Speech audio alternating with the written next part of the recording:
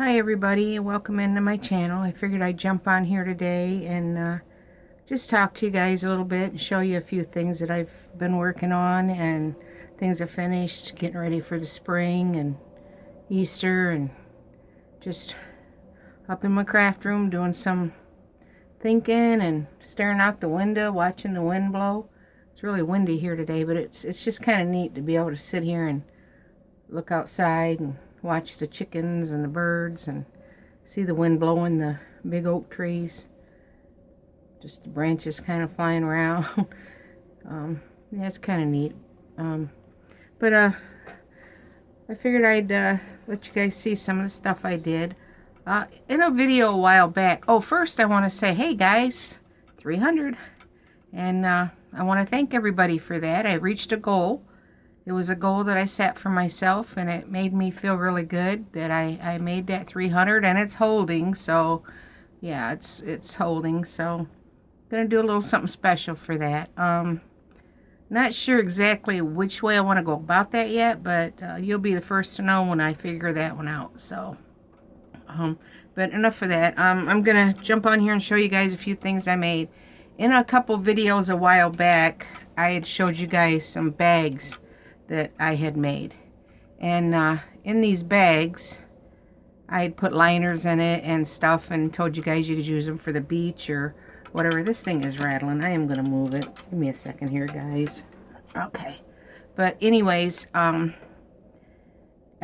was making bags. Well, I had some leftover granny squares that I was doing something with, and I don't remember what it was, and I was bored here one day, and I hadn't went and did any more yarn shopping, so this was a while back, and I thought, well, I'm gonna put them granny squares together, and I did, and it's kind of bright, and I made a bag, another one.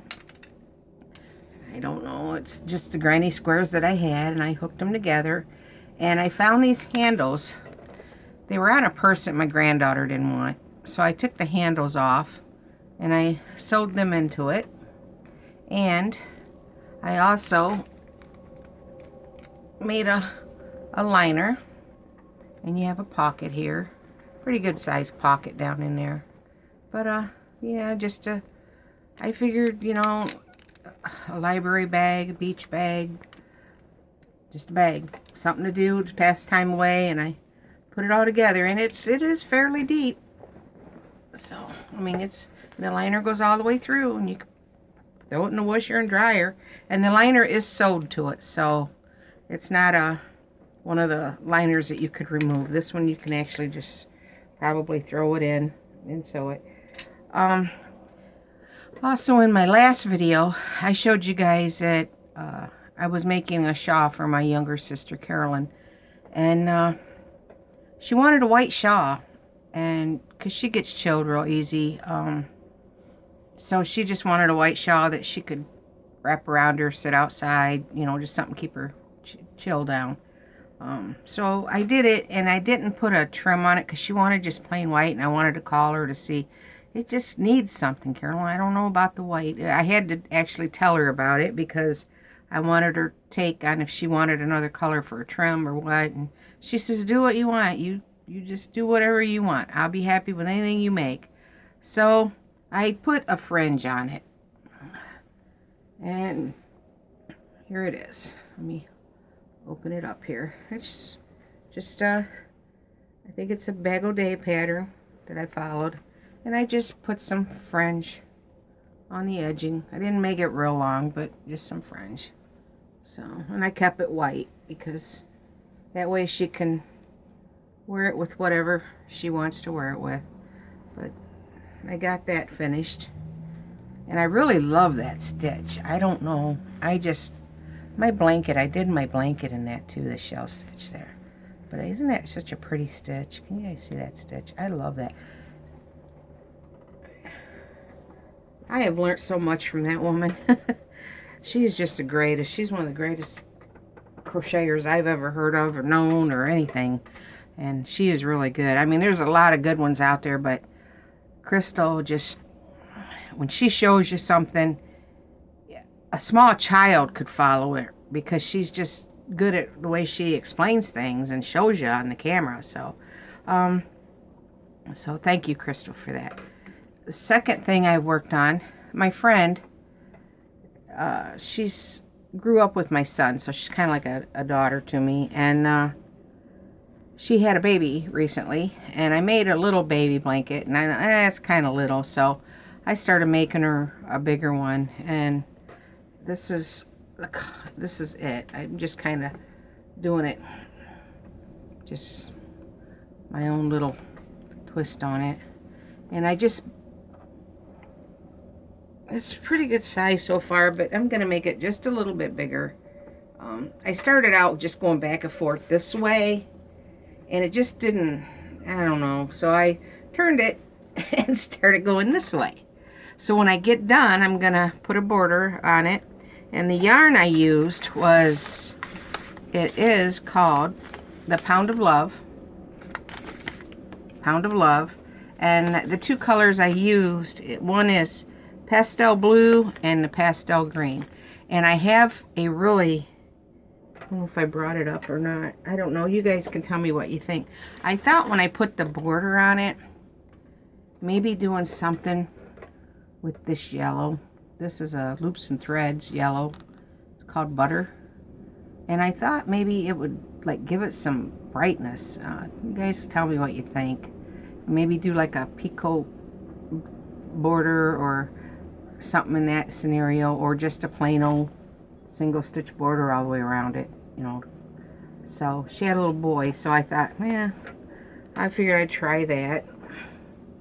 And that's kind of what I've been doing on the crochet end of things. I have worked on a couple other little things, but they're not finished, so I just figured I'd find something. I did go yarn shopping though, and I went to Michael's and I bought a bunch of the Loops and Threads yarn, because Juan mentioned it on his channel that it was one of his favorites, and I thought I would try it because I never tried Loops and Threads, and I really like that yarn. It is soft, and it doesn't hurt my hands like the Red Heart. I mean, I like Red Heart, but after a while my hands get a little, I don't know, I lotion them up and stuff, but I kind of like this Loops and Threads. I was impressed with it.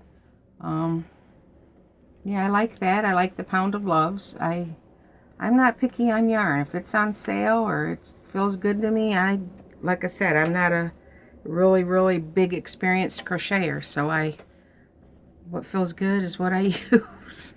Or if I think it's pretty color, I pick it up and use it. But I'm not real good with thin yarns. They're, you know, the 2/8 and on under. I'm not real good. Like I said, I've been trying to do a tablecloth with thread, and yeah, that'd be another video.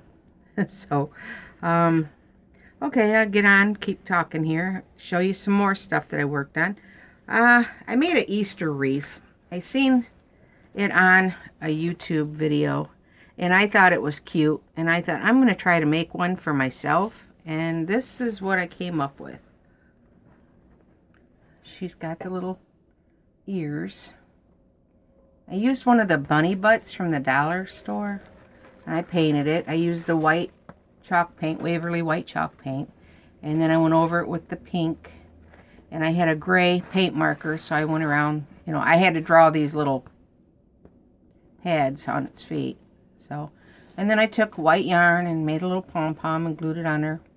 And I bought one of them let me show you, one of the ear things at the Dollar Tree. It was purple on that side, but I thought if she's running, the front of her ears ain't going to show. It's going to be the back of her ears.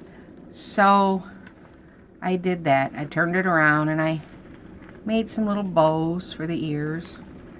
And I bought some of those little Easter eggs, and I got some of these flowers at Michael's and Dollar Tree, just flowers I had around, put some of the little eggs, and I had one of them pom-pom border trim things. I cut some of the little pink pom-poms off and put them on there, but that's my little Easter wreath.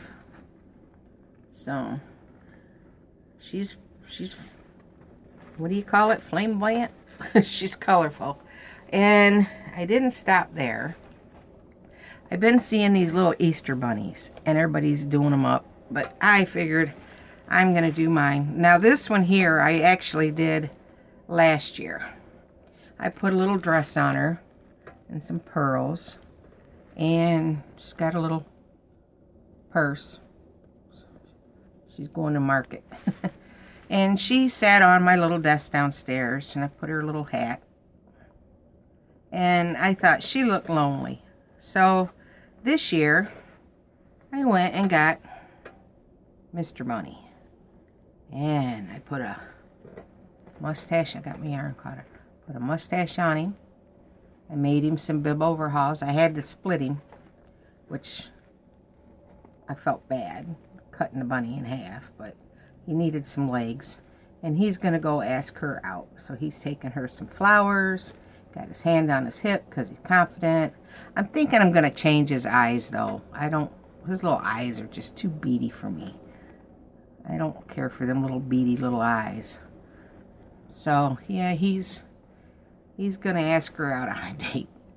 Or he's just going to, he's so sure of himself, he's just going to assume she's ready to go. But I put some little flowers in his hand. And then they had these little kits here that you can put together. And he's got his little pet. His little bunny. I don't know why his eye kind of slid down off the black felt there. I'll have to fix that. But yeah, his eye kind of slid down.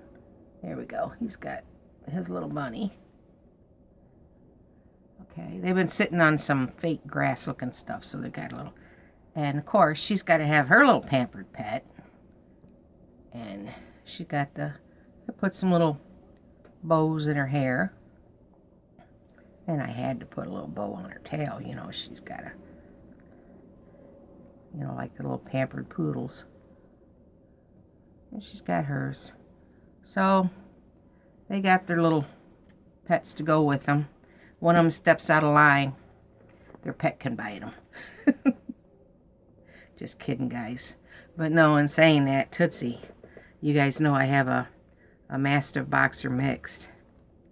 And anytime somebody comes and knocks on that door, or they, we have chickens and we give eggs and stuff away, and they knock on that door, no matter where I am at, that dog will take off running, come where I'm at, sit right down on me.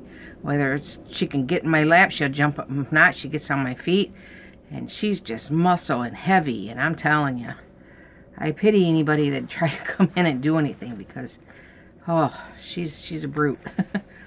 But I love her to death. I also they had them eggs, little eggs, and I made some last year that were more fancier than these, but this year I just made some eggs. I painted them. They were gold color. I couldn't find solid white ones, so I had to really paint them, and then I just put some stuff around them. This one I made green, so I painted it green, and I put some little gems around it. And then I made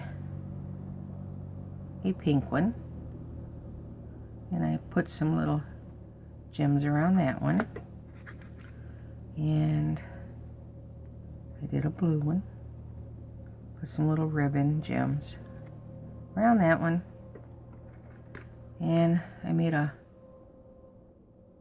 fancy purple, some gold or silver trim stuff on it. And here's another pink one. And it's got like some little roses going around it, and some gems and some pearls and some little ribbon. Did that one. And then I did this yellow one. Kind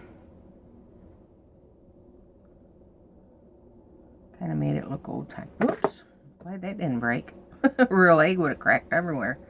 But yeah, I just, got it upside down. Did that one, put some little lace around it.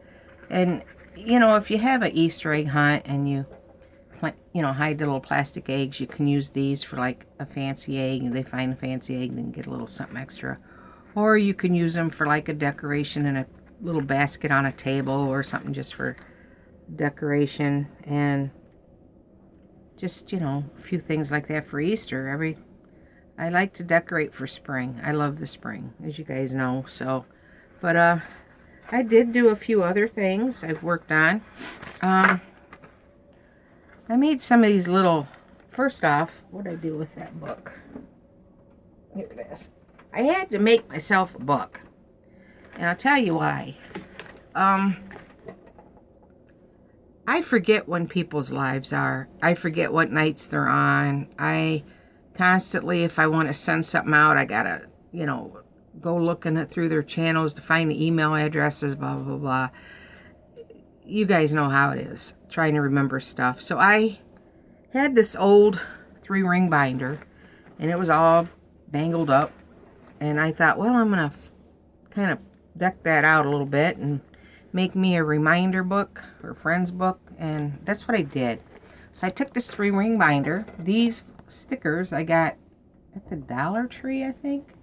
And I just put some paper in there. If you can see, the light's it's kind of a striped, pink and white striped paper. And I put the stickers in there. And then I also decorated the back. Ring light showing on it. And when you open it up, I just did a little thing that says friends.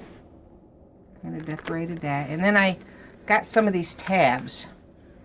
And I put the alphabets on them. So like, you know, your channel, you know, I can go through. And I started writing, you know, like emails and stuff like that. So I don't have to go logging in every time I want to look somebody up to send them something, or, you know, what time they're on or whatever. So yeah, I started working on that. And I also, like I said, get out here, I get thinking, I get bored. I made these little booklets a while back, and I'm gonna make some more. I just little books, you know, you just put some little decorations on them. And you open them up, you can coffee stain some papers, you can put papers in there, kind of like little miniature junk journals. And just little things that you can, you know, slide it down in your purse, and you got a little book to write something on. And I did this one. It's got little like dresses and stuff on it. And I put a little ribbon and a bow, or you can do it that way. And I hooked it there. This actually comes around and hooks in there, but yeah, and this one's got this little papers in there too. Just, you know, write little things down if you need to in an instant. And then I made this one. He's on there, a little flower and buttons. And got little different things in there. You can write it down. Because I'm all the time in the car, I run into somebody and, you know, hey, give me a call, get something, write your number down, you know, or whatever, and you never have anything. So I thought, you slide one of these in your purse, you've always got something. And then back Valentine's Day, they had these little metal envelopes at the Dollar Tree. Pretty sure it was a Dollar Tree. Might have been Target, but I think it was a Dollar Tree. And I brought it home, and of course, I had to put some ribbon on it. And what I do is I just try to, you know, put some little cards and stuff in there, and I hang it up over here by my desk, so that way if I need to write something down real quick, I just, you know, grab one of these or grab a paper out of there and jot it down real quick, because you never know. I'm not good to remember things, and if I don't jot it down, I forget. So yeah, I just stuff them in there like that. But yeah, I did that. I made that. I don't know if there's anything else I want to show you. I think I got everything that I wanted to show you. Do y'all have any plans that you're gonna do for Easter? You having family over? You gonna, you know, get together, have a picnic if it's nice out? You know, just different things. I remember picnics at Easter time. It just seems like we looked forward to that. You know, you had your aunts and uncles and your cousins, and you all met up at a park, and somebody brought a ham and some fried chicken and tater salad, and, you know, everybody brought, I remember, banana puddings and desserts and stuff like that, and we'd all go to the park. And it was nice out. You could actually, you know, go out to the park and hang out all day and play. And that's just memories that you don't see anymore, because now you can't even test the weather. You might have snow on the ground, you know, but I can remember Easter Sundays just, you know, going outside in your little dress and your bonnet and your shoes, and you didn't need a jacket or a coat, and just going out playing, having Easter egg hunts, going to church, you know, all that stuff. But now it's like I'm looking outside and we're close to Easter and the trees are still no leaves and kind of still, stuff is starting to come out, but it's real slow. It's just, yeah, I don't know. But I love the spring of the year when everything starts blooming and coming back, and, you know, everything looks alive instead of just asleep or dreaded. And it's not so cold out. You know, I love the spring. It's not real hot, it's not real cold, but you get the showers, the rain showers, and I like to take walks after a nice rain shower. So let me see, what else can I show you guys, or just want to talk to you a little bit? Yeah, I was really shocked when I seen that I got to the 300 mark, and so far hasn't been any of them taken away or, you know, used to. I got there once before and I had it like one night, like 317 or something, and I got up the next day, I was back to like 294 or 218, or I don't remember what it was exactly. I've had it happen a few times, so it's just been, I don't know what the heck they do. I really don't. I guess it's like if you don't watch videos and you just go in and subscribe, you know, it's people are saying, oh, you subscribe to me, I'll subscribe to you, and we'll get up there and get monetized faster. So that could have been it. So you know, you need to watch videos, whether they're something you like or something you don't like. You still, you know, if you care about the person, you should, you know, watch the video a little bit.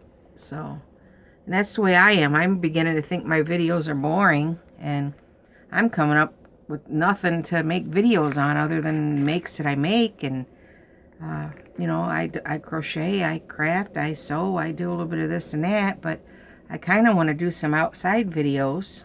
And I'd really love to read that book to you guys. I really would. And I don't know who to contact to see if I'm allowed. I mean, it's 50, 60 years old, maybe even older. I don't know, but I've looked in it, and some of the dates, you know, when it was righted and stuff was long time. I mean, like 50, 60 years, but I'm pretty sure the author's probably not around anymore. But I don't know, you know, like I said, it's about, being that it's supposedly, I was told it's about my grandpa and my great aunt and stuff. You know, being it's about family members, I don't know if I'm allowed to go ahead and read that, being that it's about family members. But yeah, it's about the hard times in the coal camp and some of the funny things they did. But yeah, I just, like I said, my grandfather on my dad's side, now I did get to see him, but on my mother's side, he had died before I was born. But I've heard many stories of this man, and from what I can gather, he was a card. If you don't know what card means, it means something else. He was funny. You never knew what was going to come from him. And yeah, and he worked in the coal mines, and I guess he could be a nice man, and I guess he could be a mean man. I mean, if you made him mad or you know, messed with his family, he could get pretty mean. Him and my grandma, they had, let's see, 11 kids, somewhere around there. And but they, you know, grew up in the coal camp, and the stories they told. And my mother, and she had a brother, Luke, my Uncle Luke, was always getting into things, always doing stuff. Well, they had a dog that they loved dearly. And this dog, you know, would follow them to school and walk home with them. And they played with this dog. It was an old stray that they found. And the two of them together were Tom Sawyer and Huckleberry Finn. Only my mom was a girl, but that's how they'd act. Well, this old man that lived up in the mountain there was mean. They're saying like he was mean. He didn't want anybody on his property. He was grouchy, edgy. If anything wasn't his, if it come in his yard, back then you could get away with shooting something or killing it or whatever. Well, he had an old mule, and evidently this dog that my mom and my uncle had knew this mule, and it would go, running around by the mule, and the mule would take off or whatever. But and this mean old farmer, he owned it. Well, the farmer was kind of mean, but he had a son that was slow. And he used to sit down at the store all the time, sit on a bench, and he would tell stories. And people would just, because he mumbled, but yet he would tell stories, and you didn't know what to believe because he was kind of slow. But he was this man's son, from what I gather, and this man was kind of mean to him. So he would take his days and sit down at the store, and the old coal store, and the store people would give him a bit of candy or a pop or whatever. And during this time, there was a story going around, that people had been seeing spaceships and stuff in the sky, and this young man, he took a liking to that stuff. He would sit there and tell stories about the things in the sky and the spaceships, and that they were coming to the mountain and they were going to be on the mountain and all this stuff. Well, long story short, my mom and my Uncle Luke were walking home from school one day, and they ran into a friend of theirs and told them that I think it was elderberries or pokeberries, I don't know what they called them, but you pick them, but they would stain your skin. Oh, mulberry, blackberries, whatever. But there was an old lady that lived in town, and she would pay the kids to go pick these pints of berries. But like I said, they would stain your skin, and wherever you got them, they'd stain your clothes, whatever. So my mom and my Uncle Luke, they had to be, I don't know, maybe 7 and 8. I don't know, they were young. They ran into this child, and he told them that, and they wanted some candy, so they figured they're going to go pick a bunch of those berries. They went home and got the coal buckets that they used to carry, the metal buckets. They carry coal in, and they went back up in the mountain there, and they stole the buckets out of the barn. They just took off, didn't tell my grandma nothing where they was going. She just assumed they staying after school or something. And they went picking these berries. Well, they're up in the mountain, and they're back in the woods there a little bit, and they had a pasture over there, and they seen that old man, because he had shot their dog. I don't know if I told you guys that part. Well, anyways, he killed their dog because he seen it running his mule, so he shot their dog like a couple weeks before that. Well, so they were out picking berries, and they seen him out there with his mule. Well, my mom and my Uncle Luke always had slingshots. They had slingshots in their back pocket. So they had coveralls on. They took them slingshots. They put their berries, and something happened that they decided they're going to shoot this mule with this slingshot, because they have down there, we call them cockleberries, but they're like a buckeye, but they got the thorns on them. They're in a nut in the shell, and there's thorns that come out of these nuts.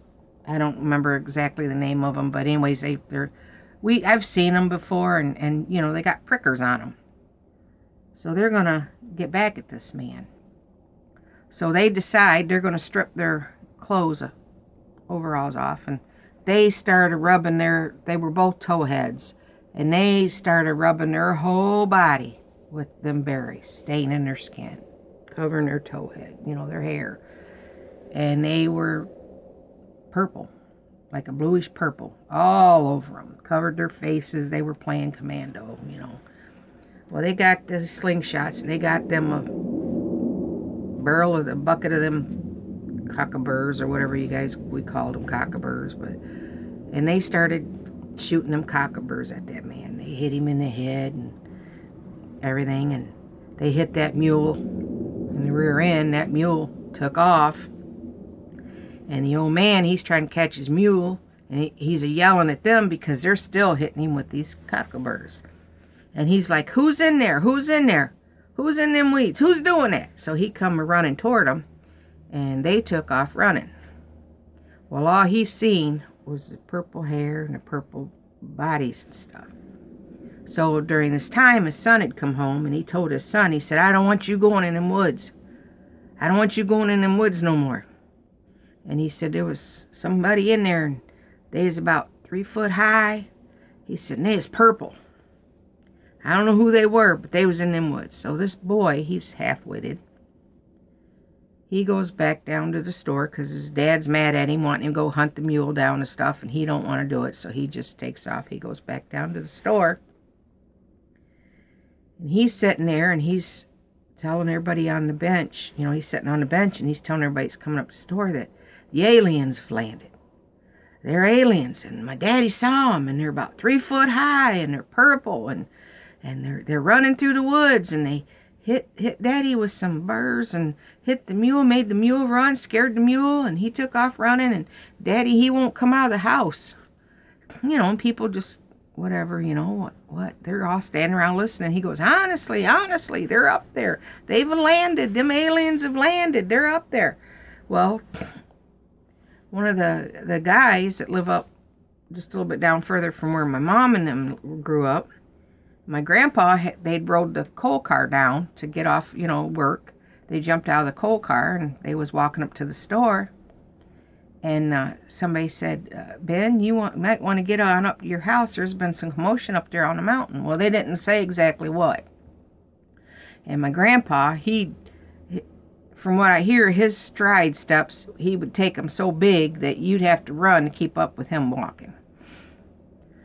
So he gets up, walking up to the house. He's thinking something bad's happened to his family. So he's walking up to the house, and he's going on. He's like, what's going on and everything. And he passes the guy on the road, and he says, Ben, I'm telling you, I seen them Martians. I got to go find my boy and get him back up here.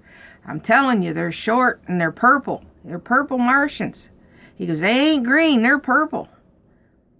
My grandpa's like, yeah. Well, I'm going to get on up my house. He, you know, blowing the guy off. So he gets up to his house, and during this time, Mom and my Uncle Luke had run home, and they took the buckets and put them back in the barn and everything, and went in there. My grandma